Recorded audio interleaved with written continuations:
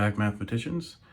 For this lesson on real-world algebraic equations, you're going to need a red, a blue, and a black, which can be your pencil, but it's going to be my pen. You should have been given or gone to get this sheet of example problems. We're going to cut those out. You can put one there, second one there, and then the third one is going to be kind of on its own page. So notice there's not enough space to write underneath, so leave some lines open. And if you tape over it, we can't circle or underline or use cubes as any of our strategies, so try not to tape over it. At our first example, says Lisa wrote a riddle. A positive number is 1/3 of another positive number. If their difference is 48, find the two positive numbers. So if I circle my numbers here, I know 1/3 and 48. I know that my question is to find the two positive numbers. I'll underline that. Box in key information. So let's see. Positive, right? That might be key information as I start to solve it. Positive. Difference. Sometimes it's helpful if you know what the operation it means. You can put it underneath. So difference, I know I'm probably subtracting, so I put a subtraction symbol there. So we did CUB, so E, eliminate. We don't really need to know that Lisa wrote a riddle, so we can cross that out. And then we're going to solve. So to solve this one, we're going to use a bar model. And I like to use a bar model whenever we represent a word problem with a fraction or a ratio. So you notice this one says a positive number is 1/3 of another positive number. So let's set up a bar model for these two numbers. So I said the first one and the second one. And this can be, this first number is 1/3 of another positive number. So let's make this one our other positive number. And I know that this first number here, we can say that this is the first, this is the second. Okay.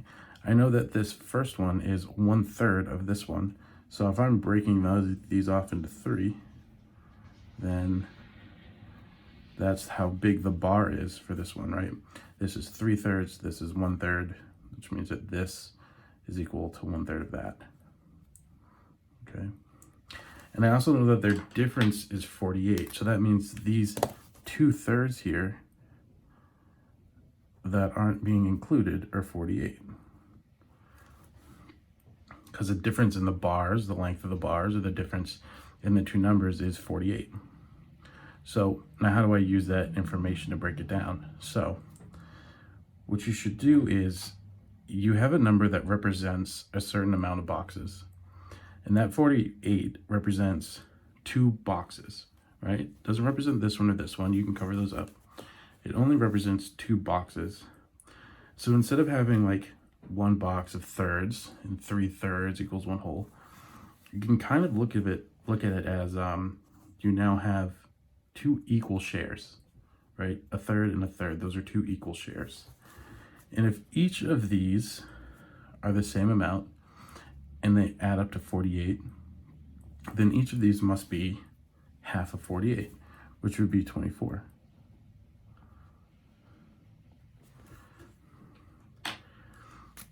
And if this is 24 and this is 24, and now I look at the box as a whole, I know that this also must be 24,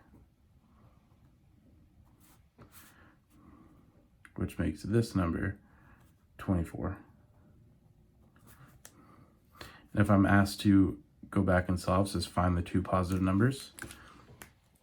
Well, this number is just one bar, so the first number is 24. And this one is 3 times 24, which is going to be 72. So the two numbers are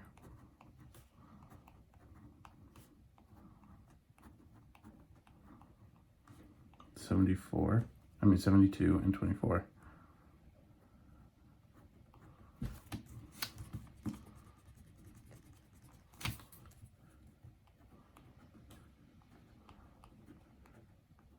Remember, you want to answer a word problem with a sentence. So there is our sentence. And that's example 1. For example 2, it says Jared has 12 more comic books than Zoe.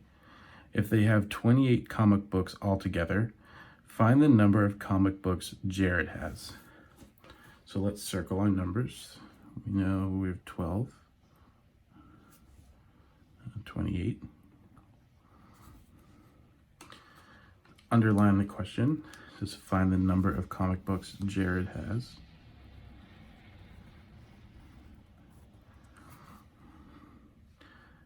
Box in any key words or phrases. So let's see, 12 more. So 12 more means we're probably going to be adding, right? All together. Kind of another indication that we're going to be adding.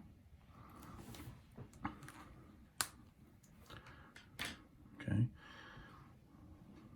Eliminate any key or eliminate any unnecessary information. I don't see any.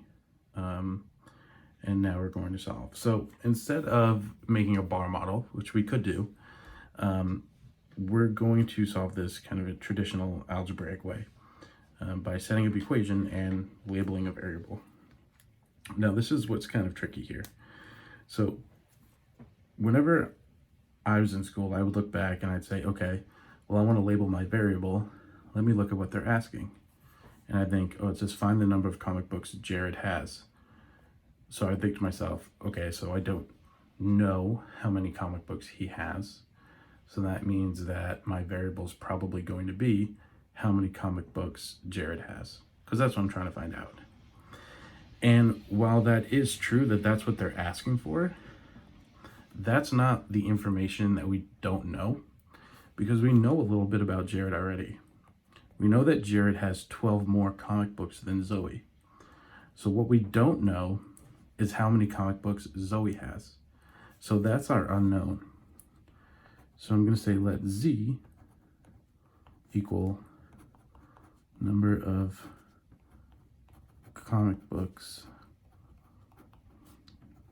Zoe owns.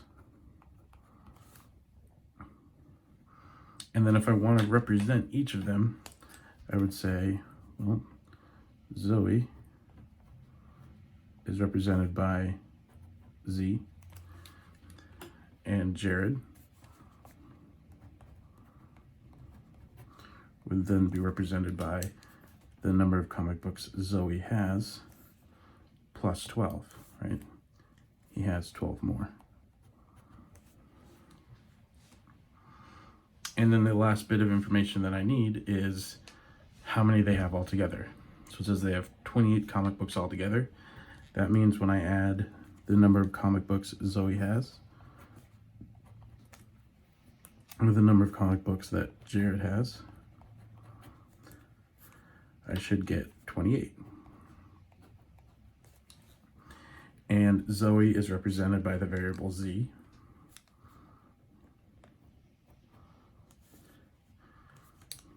And Jared is represented by the expression Z plus 12.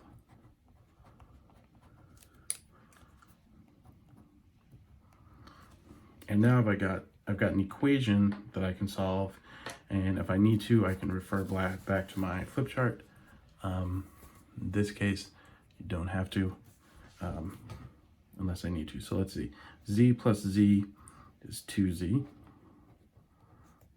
then plus 12 equals 28. Okay, so I combined my like terms. I had like terms on the left, but not on the right. Let's make a line here to separate the sides. So I have some addition going on the same side as my variable, so I want to subtract 12 from both sides. Those cancel, and that was the point. So now I have 2z equals 28 minus 12, which is 16. And I divide both sides by 2, and you get z equals 8. So that means that Zoe has 8 comic books, and Jared has 8 plus 12, which is 20. So to answer with a sentence, I would say that Jared has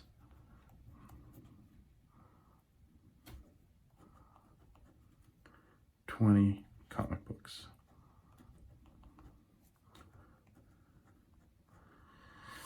Okay, and my expectation, if you're given one of these problems, is for me to see this amount of work, that you've labeled your variable, that you've set up expressions, okay, and that you've used your steps in solving an equation. I should not see you go from here to here. I certainly shouldn't see you go from here to here, okay? I know that some of you are very smart and do the mental math in your head, but it's about the process that gets us there. Because while this equation that you're learning right now, that we formed, is 1, 2, 3, 4, like 5 lines long, you're going to end up doing equations that are 12 to 13 lines long at the end of your math career. Sometimes I take up multiple boards on the whiteboard if you're doing it on the board, so you have to get used to showing your work like this. All right, our third and final example says a theater is divided into a red section and a blue section. The red section has 350 seats, and the rest of the seats are in the blue section. A ticket for a red section seat costs $75, and a ticket for a blue section seat costs $50.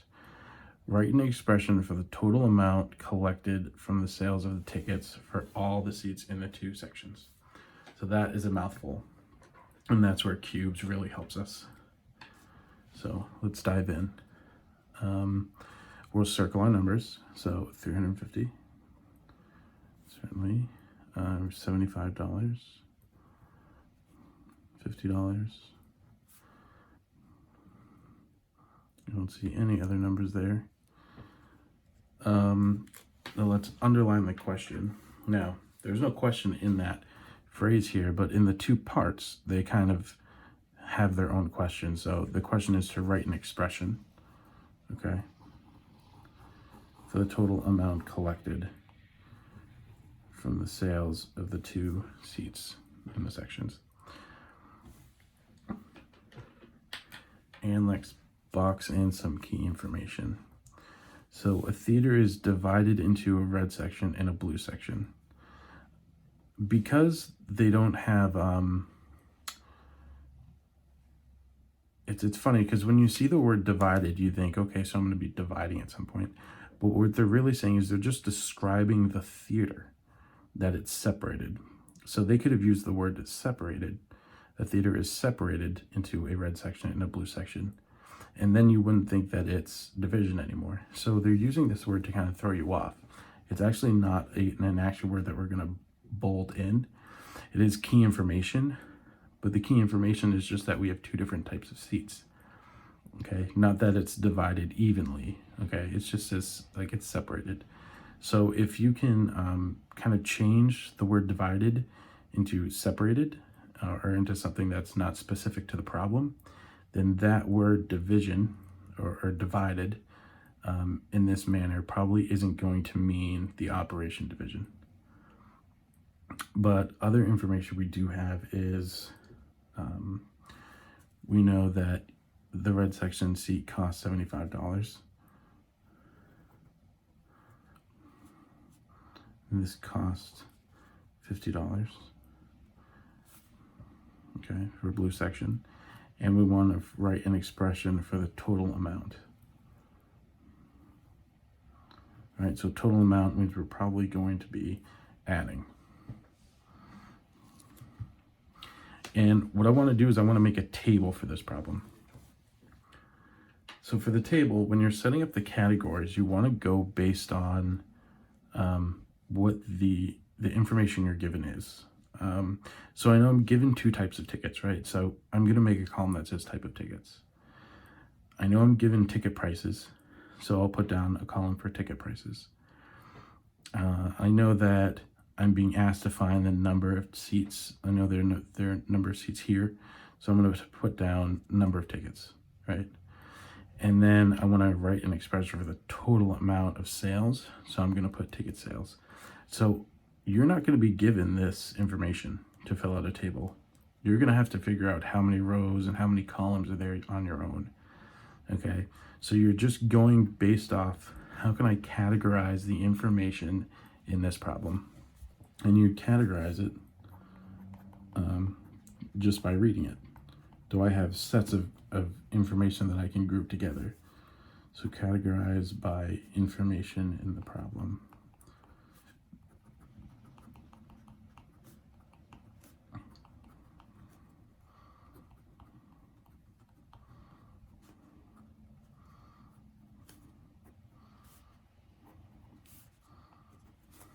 Okay. So let's see, we have a red seat, and since I have red and blue, I'll just use red and blue. Right. And the price for a red seat is $75. And let's see, number of tickets would be the number of seats, so that's 350.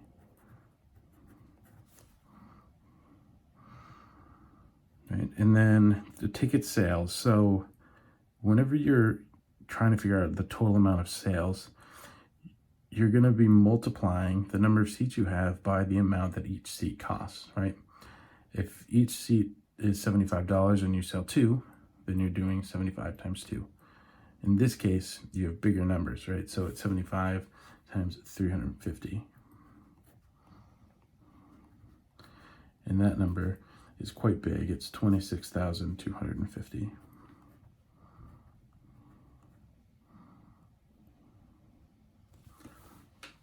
And now let's go with blue. So type of ticket, blue. The ticket price we have is $50. The number of tickets, well, we actually don't know. It just says the rest of the seats are in blue. So I don't know how many of them. It doesn't say there are 350 total, so I can't take away X amount of seats, right, to figure out the amount of blue seats. I don't know what the amount of blue seats are, so I'm just going to leave it as X, or B if I wanted to. And then the ticket sales here, well, 75 times 350, that is a number that I can multiply. 50 times X. Since I don't know the number of tickets, I just have to leave it as 50x. And since they're looking for the total, right, the total is going to be red. I can say blue plus red. Right, the blue seats plus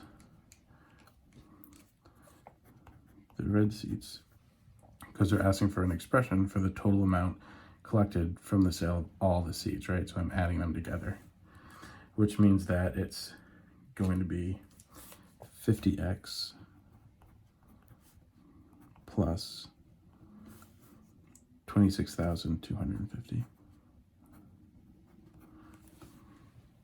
That's part A. Part B, this is the total sales when all tickets are sold are 68,750. How many seats are in the blue section? So now we have an actual amount that they made, right? So it says the total sales when all the tickets are sold are 68,680. When you look at that, we see total sales, right? R. That R is kind of like an equals, kind of like an is, right? So what we're going to be doing is we're going to take our expression for the total amount of tickets that were sold, which was 50x plus 26,250. And we're setting that equal to 68,750. And I have a two-step equation to solve. So I'm first going to see if I have any like terms I can combine. So I do not, and I do not. Next, let's see if there's any adding or subtracting on the same side as a variable. There is, so I'm going to subtract 26,250 from both sides.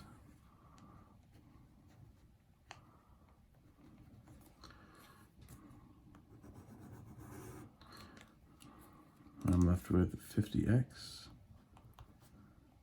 equals 42,500.